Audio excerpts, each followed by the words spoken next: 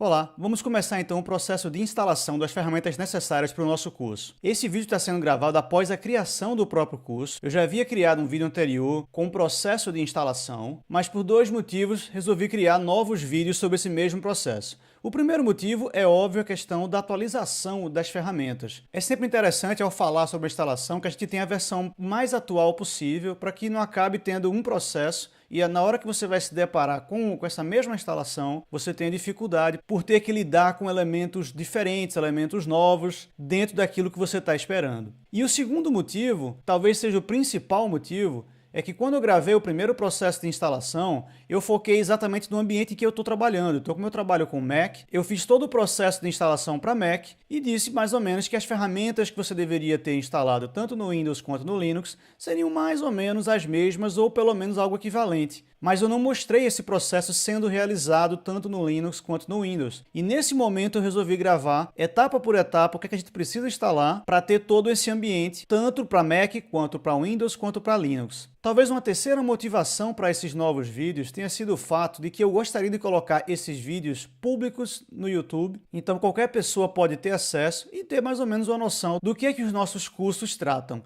É interessante eu falar os nossos cursos, porque também uma outra questão é que esse processo de instalação eu utilizo para dois cursos que eu tenho lançado na Udemy. Um é o curso completo de Angular Native, que é o curso que a gente fala desde novidades do ECMAScript, passando por Webpack, passando por TypeScript, que eu considero o ciclo fundamental, entrando na linha do Angular e finalmente trabalhando com NativeScript para trabalhar com desenvolvimento usando ferramentas web, mas de saída mobile. Inicialmente, eu desmembrei esse curso em dois porque eu gostaria de falar algo focado exclusivo sobre desenvolvimento JavaScript em geral. E aí eu não falo apenas de JavaScript, mas eu falo de JavaScript e TypeScript.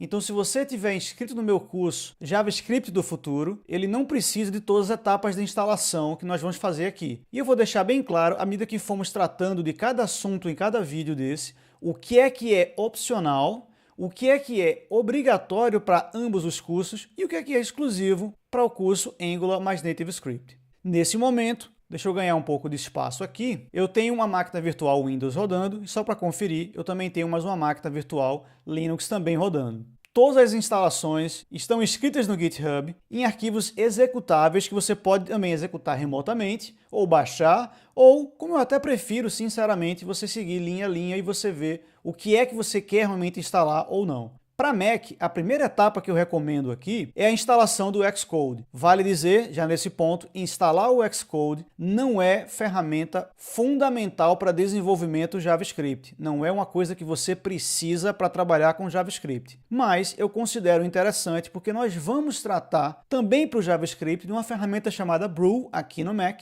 em que ela precisa de pelo menos o Command Line Tools do Xcode. Então, para que você trabalhe com Brew, é necessário que você tenha pelo menos o Command Line Tools do Xcode. Você não precisa ter o Xcode completo instalado, mas pelo menos o Command Line Tools você precisa para que o Brew venha a funcionar. E aí, eventualmente, outras ferramentas também que a gente possa vir a trabalhar também vão exigir pelo menos a presença do Command Line Tools. No entanto, se você está seguindo o nosso curso de Angular mais NativeScript, que significa que você pretende desenvolver para dispositivos móveis e você está trabalhando no Mac, você vai ter condições de desenvolver para iPhone, porque por questões de licença só é possível ter o Xcode dentro de uma plataforma Mac. E também por razões de licença, só é possível desenvolver para iPhone se você estiver trabalhando com o Xcode. Então, por isso, se você quiser desenvolver para dispositivos móveis, você tem sempre a possibilidade de trabalhar com Android, tanto para Windows quanto para Linux, mas para Mac você também tem a capacidade de trabalhar com Android, além de desenvolvimento para iOS. Antes de executar esse comando Xcode Select Install, que é o primeiro que aparece aqui sem comentário, existe um comandozinho que eu até recomendo que você faça, é uma prática minha, é besta, é apenas para que você tenha o comando locate para localizar um arquivo de maneira mais rápida do que simplesmente dar um find e tal. Então eu costumo, logo quando eu pego um Mac recém-instalado, uma das primeiras coisas que eu executo é justamente esse comando para liberar esse locate. Claro que se eu der um locate, executar o comando locate, ele vai dizer que o locate não tem a base de dados criada para que você possa trabalhar com localização de arquivos. E para isso você deveria executar esse comando que está aqui. É justamente o comando que eu pego de lá. E aí também vale ressaltar que quando você executa esse comando aqui, ele leva um tempo para levantar essa base de dados inicial de arquivos que existe na sua máquina. A partir daí ele vai como um serviço atualizando à medida que você vai modificando arquivos salvos na máquina. Mas a execução inicial desse comando leva um certo tempo, então o comando locate ainda não está disponível logo após executar esse launchctl,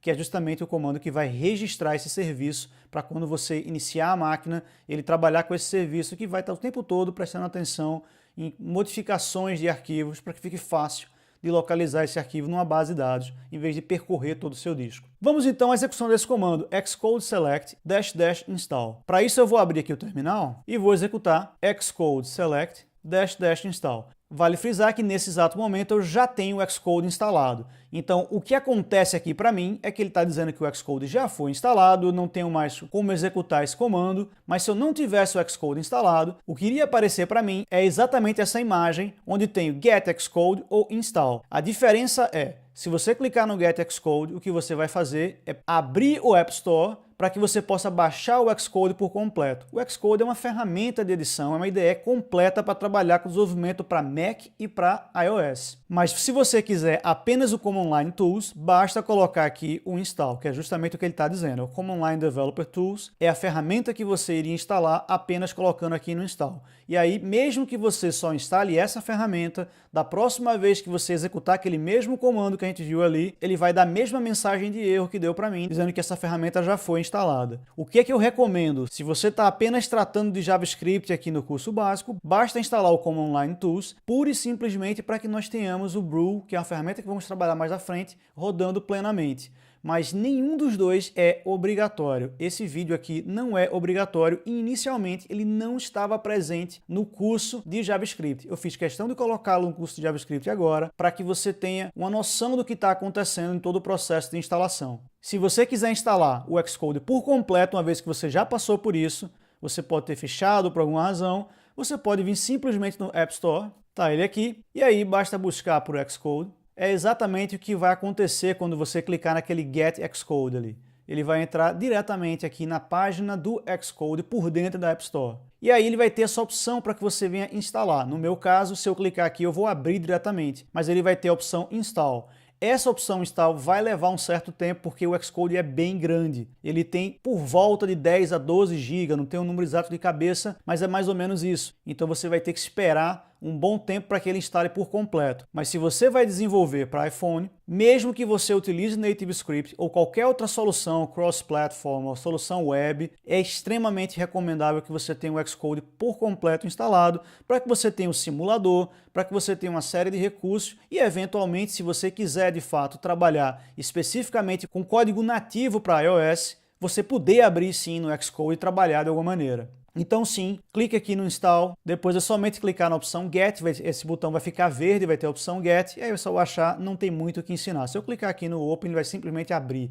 mas o botão seria rigorosamente o mesmo. Vamos seguir adiante e executar esse comando para instalar o Brew. O Brew é uma ferramenta de instalação de pacotes para Mac.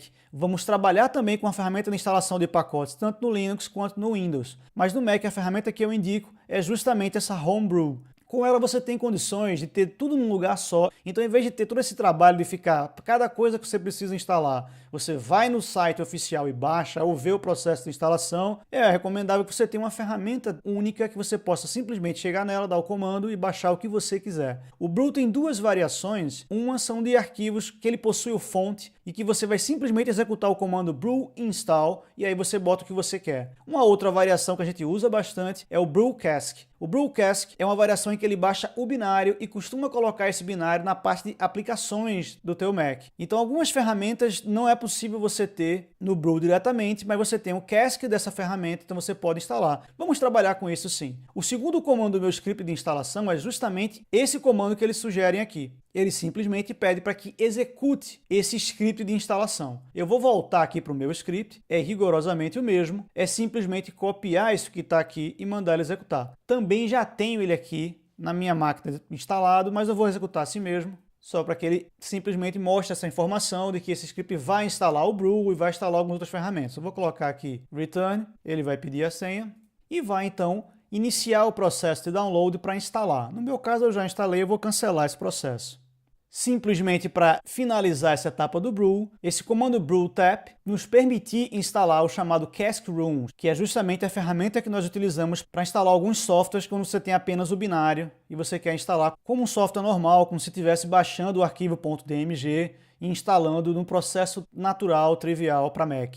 Então executa esse comando brewtap caskroom/cask e esse comando brewtap caskroom/versions. Na hora que você executar esse comando, ele vai atualizar o brew e vai liberar essa capacidade de executar o comando brewcask. Esse aqui, versions, é para que você possa trabalhar com versões diferentes que eventualmente nós podemos precisar aqui no nosso processo de instalação geral. Eu queria então falar sobre o processo de instalação no Linux. Para essa etapa daqui, onde o foco maior foi justamente instalar o Xcode e instalar o Brew, nós não temos um Xcode para Linux e também o que seria uma gestão de pacotes no Linux, nós fazemos com apt-get normalmente. Então a única coisa que eu vou falar aqui de início, de princípio para instalação no Linux, é essa instalação de algumas bibliotecas que você pode eventualmente não ter e para que você tenha o NativeScript rodando plenamente, elas são necessárias. Então deixa eu logar aqui. Não vou atualizar isso agora, eu apenas acabei de baixar essa versão aqui do Linux. Vou abrir então o terminal aqui e vou instalar exatamente essas bibliotecas que aparecem para mim. Deixa eu só ganhar um pouco mais de espaço para que eu possa visualizar o comando completamente. Eu vou colocar com sudo para ter permissão de superusuário para instalar isso, apt-get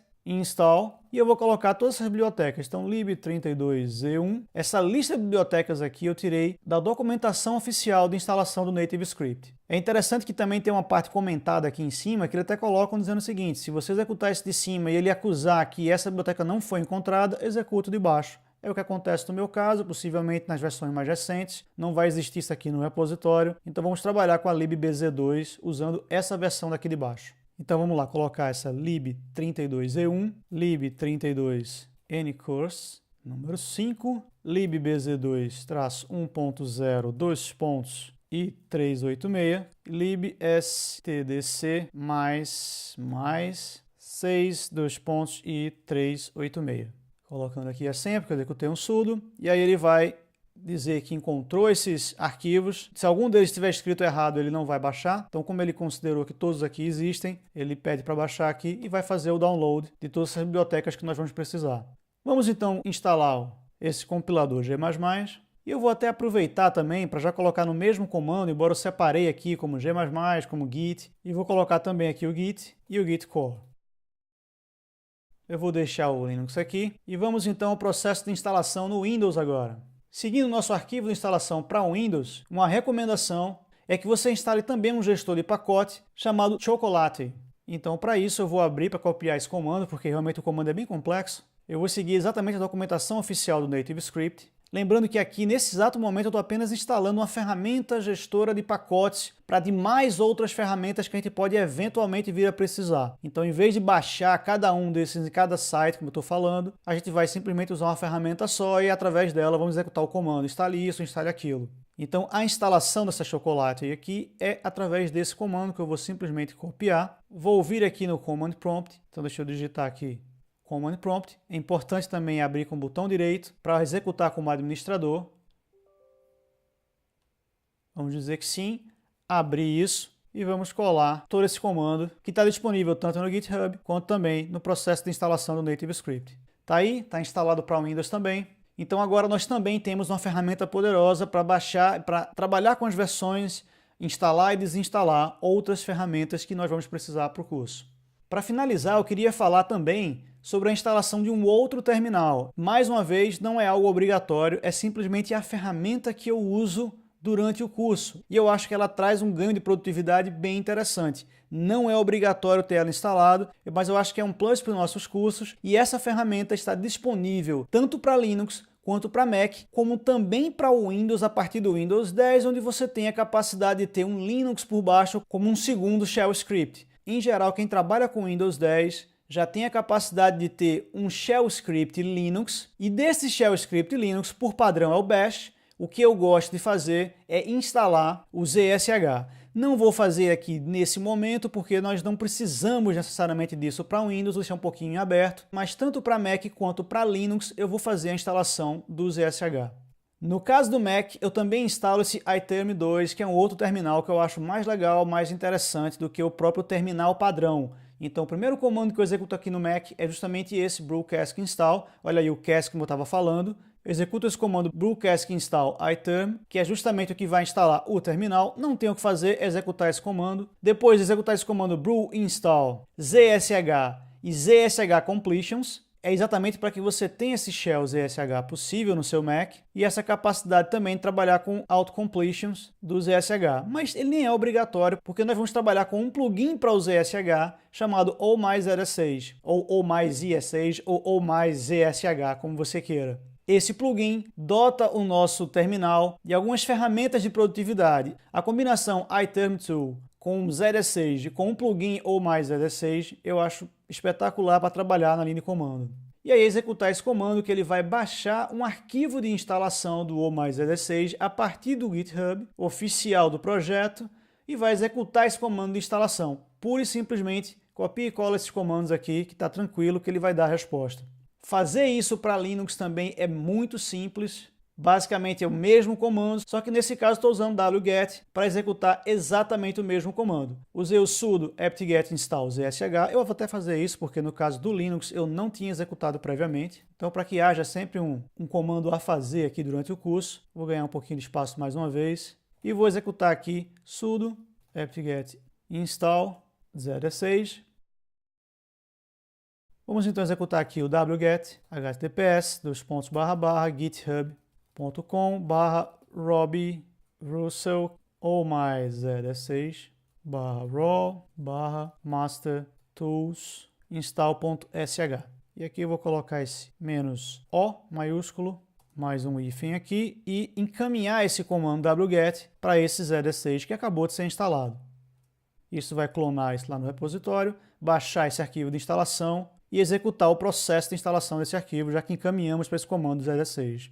O comando que é necessário aqui nesse momento é esse change shell, que é esse comando para modificar quem é o shell padrão. Eu vou colocar aqui o shell padrão, vai ser justamente o caminho para o zsh, porque esse which ele dá o caminho para onde está esse executável zsh. E aí vai ser o resultado dele, que eu não sei exatamente onde é, possivelmente é o srbin. E aí ele vai dizer que o nosso shell padrão não vai ser mais o bash, e sim o zsh. Deixa eu só executar aqui o which zsh para que a gente veja que é o srbin zsh, como eu tinha falado. Como é que eu faço para ver se ele está instalado ou não? Eu vou fechar esse terminal aqui e logar novamente. Vamos abrir aqui o terminal. Olha lá. Esse sinal aqui já é uma indicação de que nós estamos trabalhando com o ZSH e não mais com o bash por padrão. Mais uma vez, volto a frisar, isso não é obrigatório, você não precisa fazer isso, mas se você quiser seguir exatamente como nós estamos fazendo durante o curso, vamos ter o ZSH instalado tanto no Mac quanto no Linux.